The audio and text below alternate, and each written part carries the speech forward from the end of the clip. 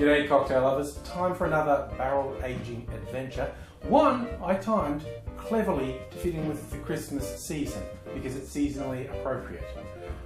I'm going to tell the truth, I didn't really plan that. It was really only in the last week I realised this is very Christmassy because it's a version of a hot toddy. I got this from the PDT cocktail book. They call it an apple malt hot toddy. And I like the sound of the ingredients, so I thought that sounds like they'll all go well in a barrel. So ahead of time, that's what I did. Single serve of this is 2 ounces of apple cider, 1.5 ounces of whiskey, 1 ounce of an apple liqueur, and then half an ounce of allspice dram and just a bar spoon of maple syrup.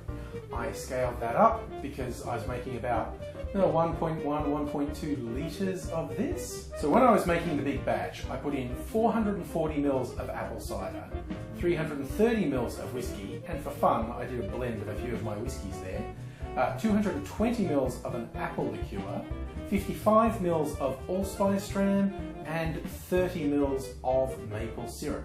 I put a little bit of that aside as the control, so I'd know what it would taste like when it's not barrel aged, and the rest I put in the barrel and left there for 3 weeks, which wound up just before Christmas. You know, I didn't know if they meant non-alcoholic or alcoholic apple cider.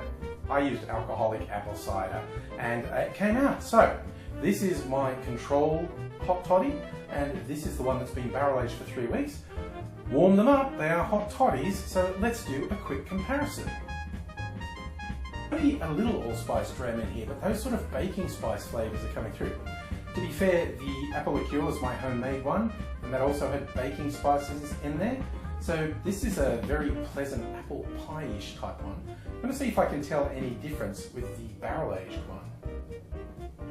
Something's coming through differently. What is that? Let me do another quick side-by-side.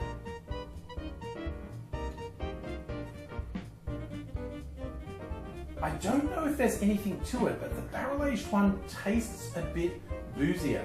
Not in a harsh way. Maybe I had some evaporation in the barrel-aged one? I'm not sure.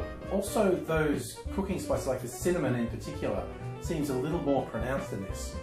Either way, they're both quite good, and it's always fun experimenting with traditional recipes like a hot toddy. This one, bit of a winner, very much a winter warmer. I'm in the middle of summer, but it is a bizarrely cool summer, and it's been raining all day. The temperature's dropped, so these suit me here and now. By the way, do you like, I put them in really dainty glasses because I'm very, very classy. Oh, I should have had my pinky out the whole time. I do now, and so I'm going to double fist from my dainty teacups because that's how classy I am.